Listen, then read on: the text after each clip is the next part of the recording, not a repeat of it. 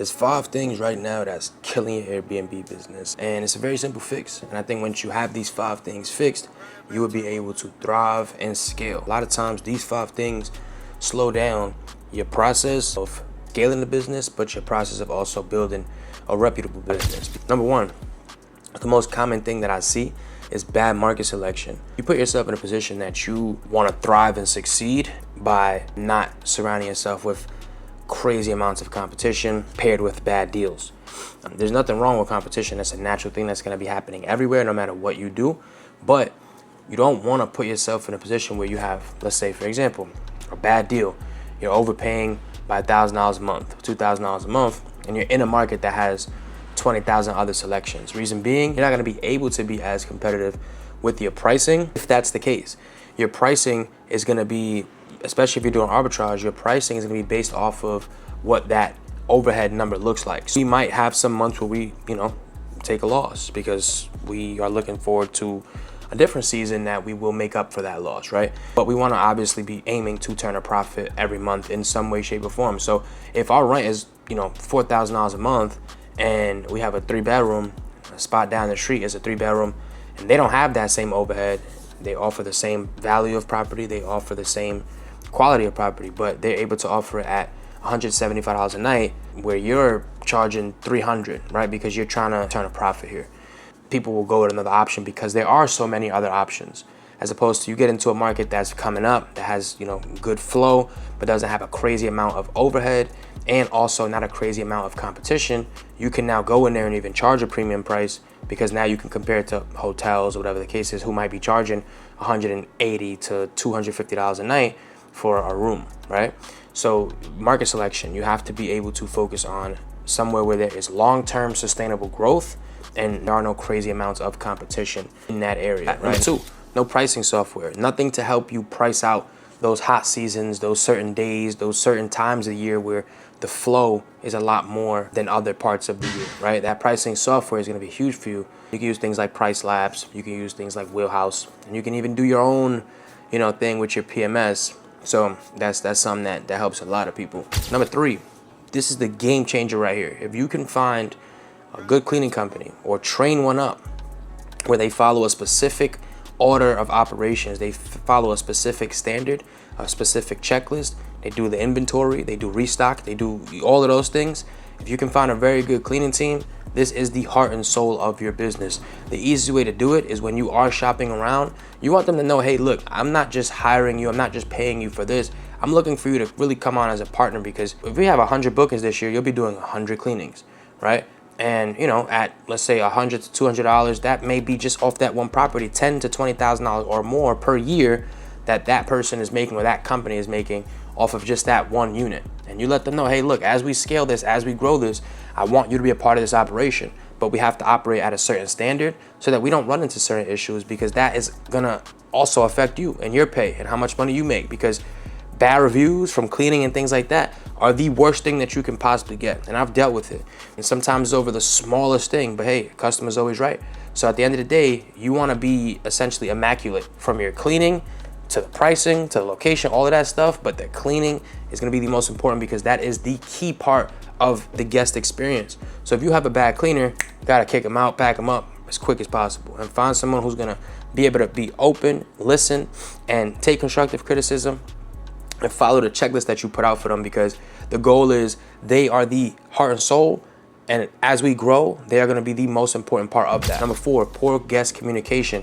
This is something that can be fixed easily utilizing AI. A lot of PMSs have AI in them, but what's most important is your templates. What are your messages that are going out for checkout, before check-in, when they book? If they have any questions, do you have something going out that at least lets them know, hey, we just received your question, we'll get to it as soon as possible? And pretty much anything else that is standard information about the property, like Wi-Fi, where's the extra blankets, all that stuff should be in your AI's hub, so that if those questions get asked, it'll automatically answer it for you. And that's what PMS platforms are really good for. And number 5, not having any systems at all, right? You don't have a process where when someone checks in or when someone books, messages automatically go out to them, let them know what to expect, where they're gonna be staying. From someone inquiring, we should be able to say everything in that process is essentially automated. We may look at it but we don't really want to have to talk to people too much, right? We answer questions when we absolutely need to, but even when they're there asking certain questions, that should all be in the AI hub so that you don't have to worry too much about the back and forth, right? Because that is very time consuming. Now, you need these 5 things to have not just an Airbnb business, but really any business. But this business specifically, these 5 things can make you, turn a good profit and be able to scale without the headache. And that's the most important thing, without the headache, because once you get to 3, 4, 5 units, your system is the most important thing, because now you're not operating just based off of, oh, okay, this house is profitable, this house is profitable. You're not operating a portfolio at that point, right? Where you have 5, 6 units, and what your portfolio makes is what's most important. If your rent for those 6 units is $20,000, but monthly that portfolio is generating $40,000, doesn't matter which one is necessarily profitable or not. It matters that your portfolio is profitable. And after a year or whatever the case is, every 6 months, however you want to do it, you'll be able to look at those numbers and say, okay, well, this is where I'm bleeding right here. This property is not really doing that well. Maybe after this lease, we start to, we can take this furniture and put it in another unit, or whatever the case may be, or sell this unit off to someone else. But this is a long game, right? This is the long game. You're not going to see crazy results in a year, 2 years, but 3 to 5 years, this can be a business that you have not just a consistent income from, but you can now have built up an empire. You could have bought property, you could have developed, you could have done a lot of different things just from the cash flow that you've been able to generate utilizing people's properties. It's really that simple. The last thing I'll say about that is, if you are in a position where you want to make money consistently, safely, and long term, there's nothing that you can do that doesn't involve risk, right? The faster the return, the higher the risk. The longer it takes, the less risk, right? So you have to remember that this is a volume game, just like anything else. Selling 1 pair of sneakers doesn't get you rich. Selling 1,000 may make you some good money, and then selling hundreds of thousands will make you millions of dollars. It's the same concept with this.